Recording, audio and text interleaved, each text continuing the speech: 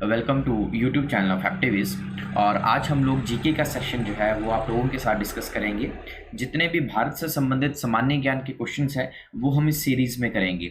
आज हम लोग फर्स्ट लेक्चर जो है क्वेश्चंस ऑन इंडिया का शुरू कर रहे हैं। इस लेक्चर के अंदर टोटल 35 क्वेश्चंस रहेंगे और ये वन लाइनर क्वेश्चंस हैं। जितने भी आपके कॉम्पिटिटिव एग्जाम्स हैं उन सभी के लिए क्वेश्चंस आपके लिए इंपॉर्टेंट रहेंगे और काफ़ी बार एग्जाम के अंदर ये क्वेश्चन पूछे भी जा चुके हैं। तो चलिए स्टार्ट करते हैं सेशन के साथ। फर्स्ट क्वेश्चन है हमारे पास, भारत का राष्ट्रगान किसने लिखा था? तो जो हमारे भारत का राष्ट्रगान है जी वो किसने लिखा था? रविंद्रनाथ टैगोर जी ने। अब अगर हम भारत के राष्ट्रगान की बात करें तो भारत का जो राष्ट्रगान है वो है जन गण मन, और उसे किसने लिखा था? रविंद्रनाथ टैगोर जी ने लिखा था। रविंद्रनाथ टैगोर जी के बारे में बहुत खास बात ये रही है कि रविंद्रनाथ टैगोर जी फर्स्ट ऐसे इंडियन रहे हैं जिन्हें सबसे पहले नोबेल पुरस्कार दिया गया था लिटरेचर में 1913 में। उनकी जो एक नॉवल था गीतांजलि, उनके लिए इन्हें फर्स्ट टाइम जो है वो नोबेल पुरस्कार दिया गया था। सेकंड बात, अगर हम राष्ट्रगान की बात करें जनगण मन, तो जनगण मन को सबसे पहले 1911 में कलकत्ता अधिवेशन के अंदर गाया गया था। इंडियन नेशनल कांग्रेस का कलकत्ता अधिवेशन हुआ था 1911 में, जहां फर्स्ट टाइम जो है राष्ट्रगान जनगण मन गाया गया था।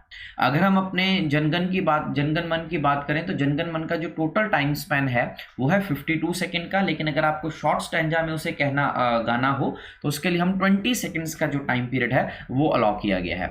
जो जनगण मन था वो सबसे पहले बंगाली भाषा के अंदर जो था वो लिखा गया था, बाद में उसका अनुवाद जो है हिंदी में किया गया।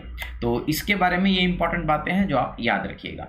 सेकंड क्वेश्चन आता है कि भारत का राष्ट्रगीत किसने लिखा था? तो जो हमारे भारत का राष्ट्रगीत है वो बंकिम चंद्र चटर्जी ने लिखा था। इसके ऊपर एक और क्वेश्चन आता है कि जो राष्ट्रगीत है वो है कौन सा? तो आप याद रखिए वंदे मातरम जो है वो हमारा राष्ट्रगीत है और इसे आनंद मठ से लिया गया है। ये बहुत इंपॉर्टेंट क्वेश्चन बनता है कि लिया कहां से है, तो आप याद रखिएगा आनंद मठ से लिया है।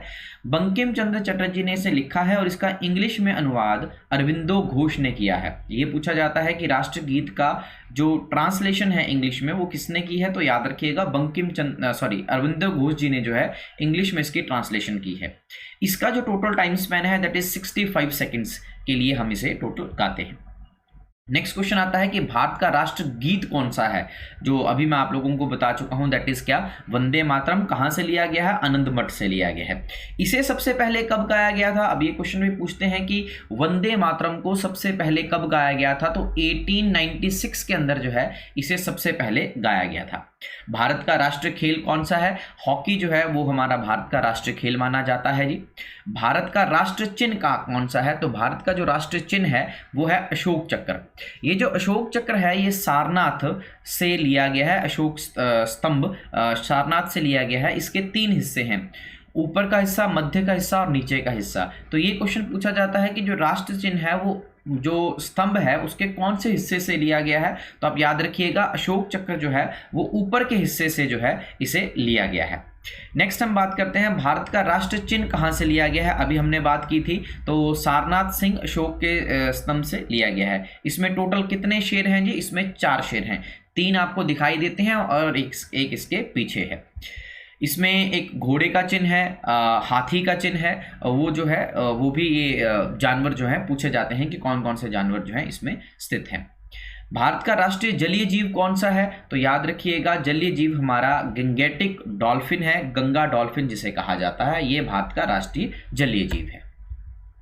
नेक्स्ट आपसे क्वेश्चन है जी, भारत का राष्ट्रीय पक्षी कौन सा है? तो हमारे राष्ट्र का पक्षी जो राष्ट्रीय पक्षी है दैट इज क्या? मोर। भारत का राष्ट्रीय पशु किसे कहा जाता है? तो बाघ को कहा जाता है और इनके लिए एक प्रोटेक्शन एक्ट भी बनाया गया था, तो आप याद रखिएगा 1972 एक्ट के तहत इनको प्रोटेक्ट किया गया है। भारत का राष्ट्रीय पुष्प कौन सा है? सभी को पता है भारत का राष्ट्रीय पुष्प किसे माना जाता है? कमल को माना जाता है। भारत का राष्ट्रीय पेड़ कौन सा है? बरगद का पेड़ को जो है भारत का राष्ट्रीय पेड़ मानते हैं जी। भारत का राष्ट्रीय फल कौन सा है जी? आम। अल्फेंसो मैंगो जो है वो भारत का राष्ट्रीय फल माना जाता है। भारत का सर्वोच्च पुरस्कार कौन सा है? तो भारत का जो सर्वोच्च पुरस्कार है दैट इज भारत रत्न। भारत का सबसे बड़ा सर्वोच्च पुरस्कार भारत रत्न है और भारत रत्न के बाद पद्म भूषण, पद्म विभूषण एंड पद्म श्री, ये इनका क्रोनोलॉजिकल ऑर्डर है। अगर गैलेंट्री अवार्ड की बात की जाए तो हम गैलेंट्री अवार्ड में परमवीर चक्र जो है वो भारत का सर्वोच्च पुरस्कार है। नॉर्मली अगर आप पूछा जाए तो भारत रत्न जो है वो हमारा सर्वोच्च पुरस्कार है। सर्वपल्ली राधाकृष्णन जी को सबसे पहले ये अवार्ड दिया गया था। सीवी रमन, सर्वपल्ली राधाकृष्णन और सी राजागोपालाचारी जी को ये सबसे पहले दिया गया था 1954 के अंदर।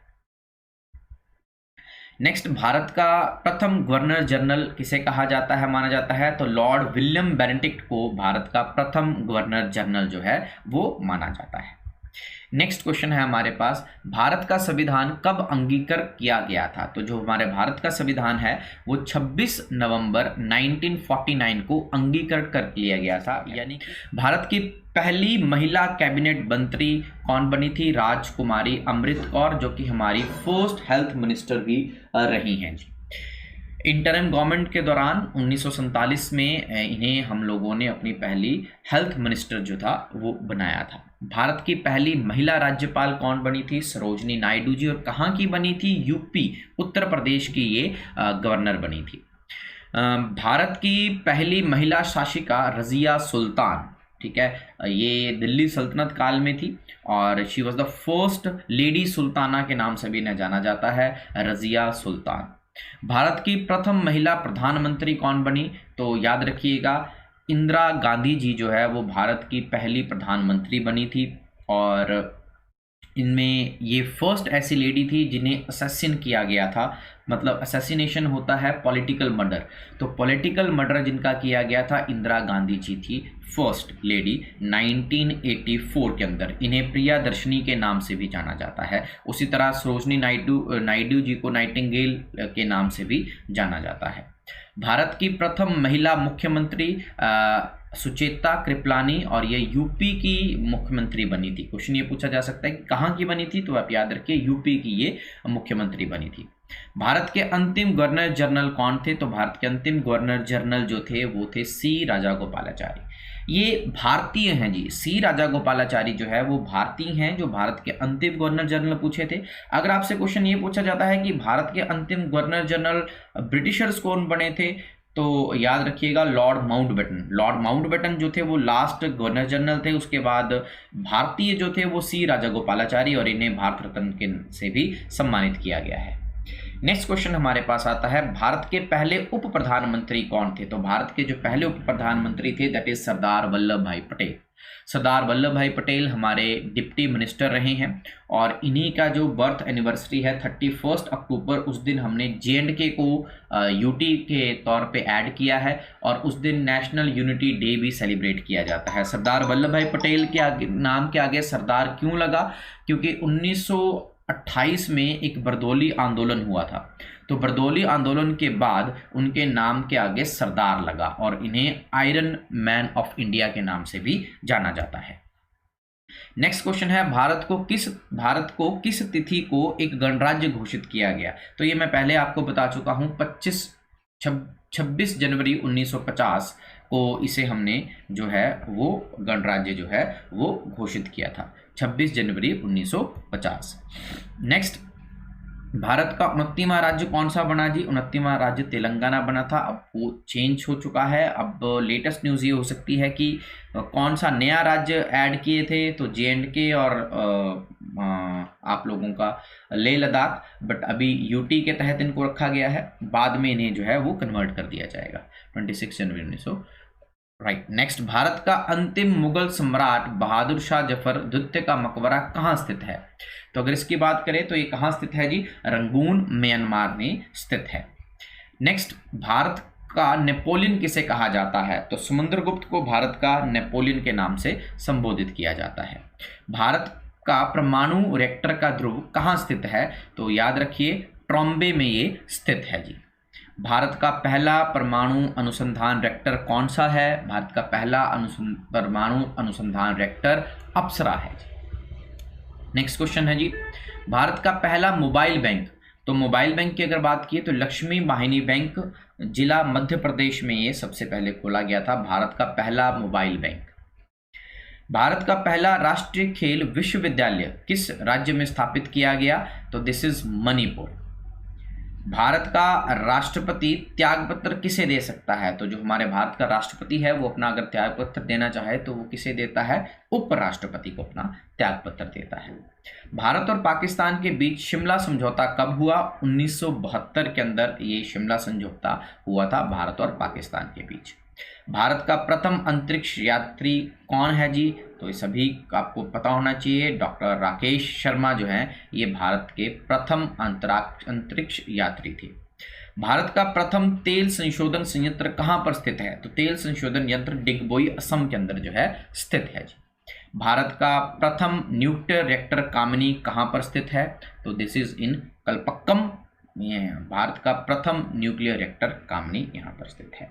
तो this is all about the session of GK. ये हमारा जीके का सेशन था। हम हर सेशन में हम 35 क्वेश्चन जो है वो जीके के वन लाइनर डिस्कस करेंगे। होप आप लोगों को ये सेशन अच्छा लगा होगा। अगर सेशन अच्छा लगा है तो इसे लाइक, शेयर और कमेंट जरूर करें। Thanks to the part of activist. जय हिंद, जय भारत।